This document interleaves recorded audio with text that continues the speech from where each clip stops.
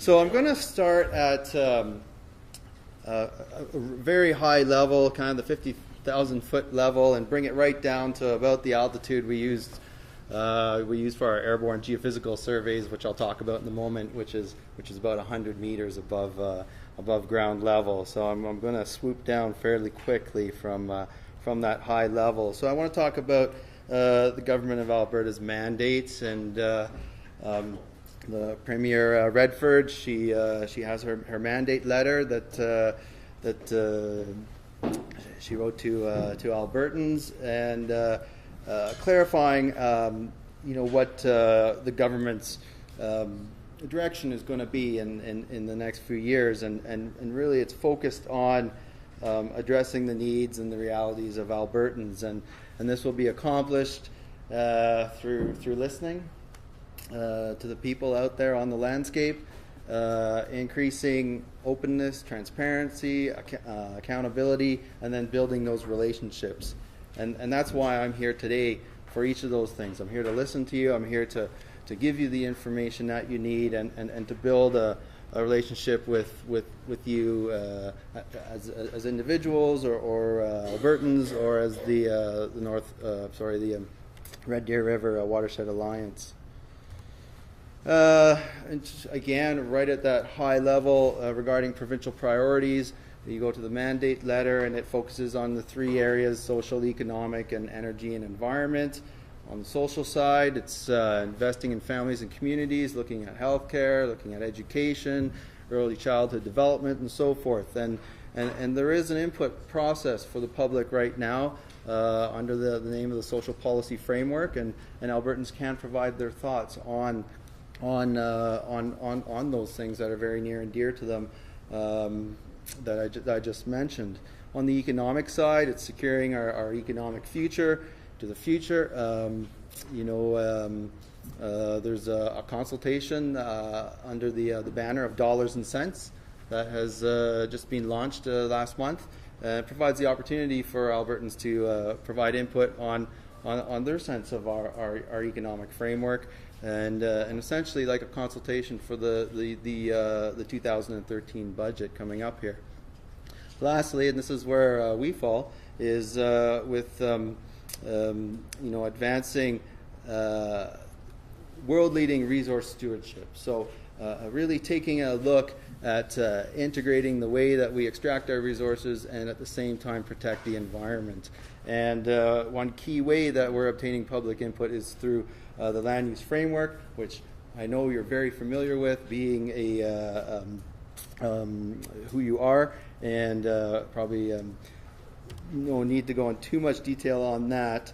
I want to talk, focus in on that last point about the integrated resource system approach, and sort of based on these largely based on these four pillars, so to speak. So around really using a cumulative effects management, and Bob talked about this, about not looking at projects, or in the case of hydraulic fracturing, not looking at it from an individual well by well or hydraulic fracturing job by frac job, but looking at it, how we manage that activity and the resources in a more holistic, more place-based approach. And it's about setting the clearly defined outcomes, and fostering this culture of shared stewardship. The land use framework, of course, we've got examples that are well underway with the Lower Athabasca Regional Plan,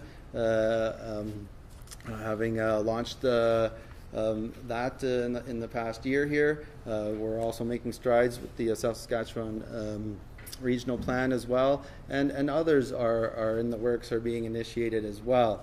And this is the new approach for managing public lands and private lands and our natural resources, and it very much builds on the cumulative effects management approach. Many of you are probably aware of the announcement yesterday on the single regulator. So this is a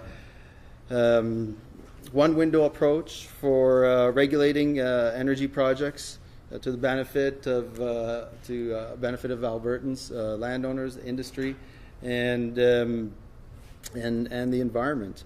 A bill will be introduced, a new act will be introduced called the Responsible Energy Development Act.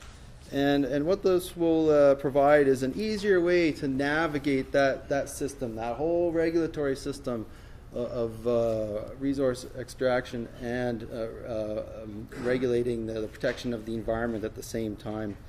So I encourage you to read the many media news announcements or media stories that came out yesterday, or the news announcement that is available on the government website. And lastly, monitoring systems. The approach to monitoring is going to be essential in terms of this integrated resource system approach. We already, as part of our monitoring system, we have provincial monitoring networks, and we have state of the environment reporting through groups like yourselves. We have state of the watershed reporting, all based on monitoring. And then at the regional level, with the land use framework and the regional plans, these are all built on setting limits, triggers that would initiate management action, and all this is rooted or has a foundation of monitoring to enable that as well. And of course, last week we had the announcement on the monitoring agency to come, the arm's length monitoring agency to come. This monitoring agency will be overseeing monitoring in the province, starting with the oil sands area, but moving across the province down the road. And of course, last week it was announced that a management board has been established to create the agency, and we'll be seeing more of that down the road. So these are really where we see this culmination of this optimization and integration of managing our natural resources and protecting the environment at the same time. So moving down a bit to talk about unconventional oil and gas. Bob has already spoke to a lot of this, but what are we seeing out there? Well, we're seeing activity that's more dispersed on the landscape. There's no set region. Bob showed a map showing all the wells that have been drilled in the past few years, and while there is a broad band along the foothills, you can see that the activity is dispersed over over much larger areas across the province. So this is somewhat new. Multiple players at hand here. I think of we're seeing water haulers, for instance, being much more visible, much more important in this unconventional game in terms of transporting and handling of water and bringing water to sites and taking water out of sites and so forth. So we see a lot more players that landowners are interacting with, and of course there's a range of impacts on the land. Some are focused at the well pad or the well itself. However, some are more dispersed. Where does the source of water maybe away from where the water is used. Same with water management, where it's eventually disposed of, and of course the truck traffic as well. Bob showed this map, so for the sake of time, I don't need to get into too much detail here. Otherwise, to note that we do see these horizontal wells dispersed over the province, focused a lot in that belt I talked about, but I don't know if you can quite see, but even throughout southern Alberta, you see scattered points there as well. And like Bob said, the companies are testing, the resource availability out in those areas. So managing hydraulic fracturing, much to follow the theme, as I explained about the integrated resource management. We are working with ERCB and other government ministries to really have an integrated approach in terms of managing hydraulic fracturing. Bob touched on some of the ERCB's role. In terms of our role, we have a few. Probably most recognizable is licensing of water use. And yes, that may change down the road with the single regulator, but the task will be the same as Bob was mentioning. But right now, at this time, it's our role to allocate the water resources for hydraulic fracturing. We of course we have inspectors and investigators who will respond to any complaints that landowners will have about these types of operations, and of course we will educate operators on our legislation and enforce if need be. Down the road, there's a number of potential actions that we're looking at. Based on risk level and also taking this cumulative effects approach. One example was the Unconventional Regulatory Framework, or the URF that Bob talked about. Really looking at managing the activity in a more holistic sense, a bigger picture sort of look. Some specific areas that we're considering, or that we're focusing in on now, is a review of the oil field injection policy. That's 2006 policy, with an overall goal of minimizing freshwater use or non-saline water use, particularly in water short areas.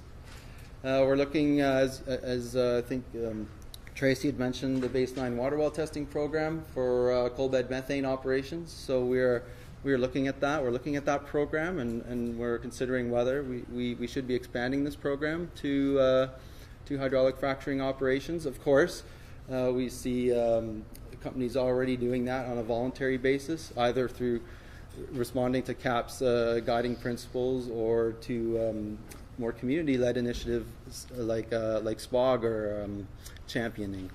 And disclosure of chemical additives that Bob talked about, reporting, making that information available to Albertans. And similarly, this is going to be important, is tracking of water use. Bob mentioned the 11 categories. It's going to be key to really nail down where are the water sources, how much are being used from each of these sources, and then using that information to help steer or direct how we're going to regulate this activity down the road. Just to give you some background on water use, I've got this pie chart. Just shows all the water that's allocated in Alberta on an annual basis. The number on the bottom is close to 10 billion cubic meters. So 10 billion cubic meters is how much water, and this be fresh water and non-saline water, that we allocate for the various sectors. The red arrow points at where hydraulic fracturing would land, and that's drilling of oil and gas wells. And even hydraulic fracturing is a subset of oil and gas drilling. Water is used to make up muds and for other purposes. That has been going on for decades. So that number in 2010, 0.07% of the total volume allocation. Yeah, it seems low, but we're keeping an eye on it. And through more effective tracking that Bob talks about, through our own licensing system, we're going to keep an eye on that number, and we're going to see, how that changes over time. I quickly was able to pull some of this information for the Red Deer River Basin. So this shows a couple of things. I don't know if you can see. Oh yeah, it's not too bad. So the pink dots represent where licenses, and there are specific types of licenses called temporary diversion licenses, have been issued for oil and gas drilling or hydraulic fracturing operations. Starting in February let me back up. For the past several years, we've been tracking how much water has been used for oil and gas drilling purposes. Starting in February, we realized that we need to track specifically water used for hydraulic fracturing, so we've actually created a category in our data system so that we can track water used for hydraulic fracturing purposes specifically. So the pink dots represent water used for oil and gas drilling above a certain threshold that we've assumed is hydraulic fracturing, and the green dots, which there are not that many, maybe 3 or 4, would be more recent, showing hydraulic fracturing. And sorry, this would be over a period from June 2011 to June 2012. So you can see where the activity is heavily based up in the headwaters of the basin. In the yellow dots represent where we monitor groundwater currently through our provincial monitoring network. We have over 200 or over 250 monitoring wells across the province where we monitor groundwater quality and quantity. And in actual fact, we are expanding that network this year into areas of hydraulic fracturing. There will probably be at least 2 new sites in the Red Deer River Basin up in the headwaters, one in the Sundre area and probably one up more northwest of Sylvan Lake area. And we will be completing these wells by Christmas, hopefully, or at least the end of the fiscal year. And that's a $500,000 investment. We're hoping to drill some 8 to 15 sites over the province, or focused on that belt alongside the foothills that I showed you earlier. If you want to find out information on groundwater levels in your area, you can go to our website. You can click on a map tool like this and focus in on an area and pull out what we call a water level hydrograph, showing the water level trends over the years. For purposes of today, I took the closest monitoring well that we have to here, which is our Olds well. And as you can see on the bottom, it's not easy to see. The record starts from 1990 to 2010. However, the full record, we're limited in what we can show here. The full record of water levels goes back to 1960s. So we have a good record, and you can see the water level trend dips right down there in the 2001, 2002, 2003, which I think everyone's pretty familiar, was a pretty dry period or drought period in this area or in the province. So this information is freely accessible. Groundwater quality monitoring, these are just a few photos showing our setup, and we have 2 crews that go out to all our monitoring wells every year and sample the wells and sample the water quality. And then we take that information and we report on our State of the Environment website. So in this particular case, I'm showing you an indicator that is titled Methane Gas and Groundwater. Of course, we know methane gas was a concern.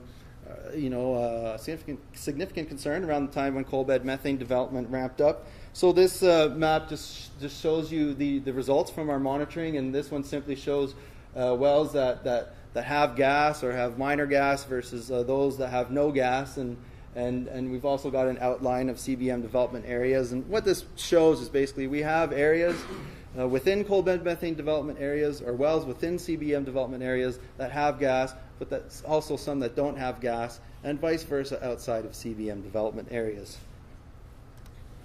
And last slide, I want to talk about the Provincial Groundwater Mapping Program. We started with the Edmonton-Calgary corridor a few years ago, outlined, well, you can see the outline there. And a lot of this area does cover areas where hydraulic fracturing is currently happening. So we do have a good understanding of groundwater in those areas. Last fall, we released the Atlas, the Edmonton-Calgary Corridor Groundwater Atlas, which I believe should have been circulated. A number of copies should have been circulated to this group. I had meant to bring multiple copies with me to distribute today. Forgot them. Apologize. But if you want a copy of that Atlas, free of charge, we will. I will just give me your name and address, and I'll make sure that you get an Atlas mailed to you. And I think I'm going to end it right there, and look forward to the discussion we're about to embark on here.